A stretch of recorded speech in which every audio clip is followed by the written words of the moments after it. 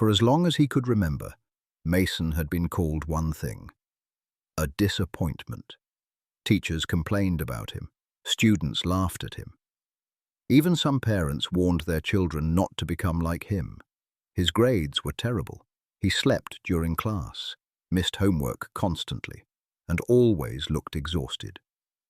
People assumed he was lazy, but nobody knew the truth. Every single night after school, Mason worked at a construction site with his uncle until almost midnight. Not because he wanted extra money for himself, but because his mother was sick. Hospital bills kept growing, rent was overdue, and some nights they barely had enough food to eat. Mason hid everything from everyone. At school he stayed quiet and accepted the insults, because explaining his life felt pointless. One afternoon during chemistry class, the teacher suddenly announced a major science fair competition. The winning student would receive a scholarship worth thousands of dollars. The entire classroom became excited. But when Mason slowly wrote his name on the participation sheet, students immediately started laughing.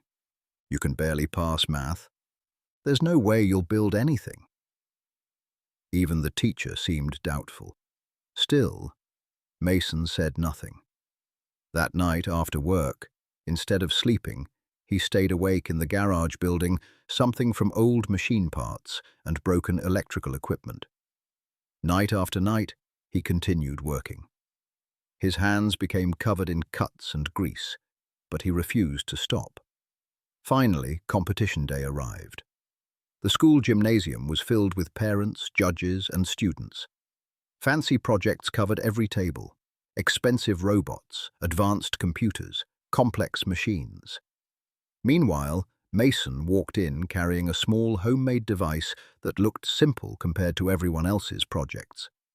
Students smirked instantly. "This is going to be embarrassing." The judges eventually reached Mason's table. One judge asked politely, "So, what exactly does your invention do?" Mason took a deep breath. Then he explained that he had built an emergency fire detection and automatic evacuation system designed for old buildings and schools. Some students rolled their eyes, until suddenly an electrical spark exploded near the back of the gym. Within seconds, smoke started spreading across the curtains. People panicked immediately. Students screamed. Teachers froze.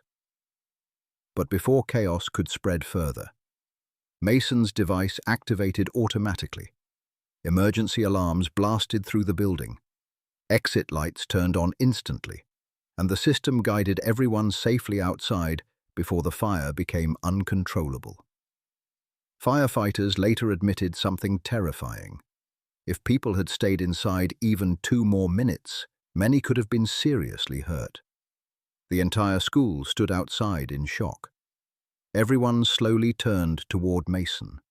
The same boy they mocked every day had just saved them all. One teacher looked at him with tears in her eyes. "We were completely wrong about you."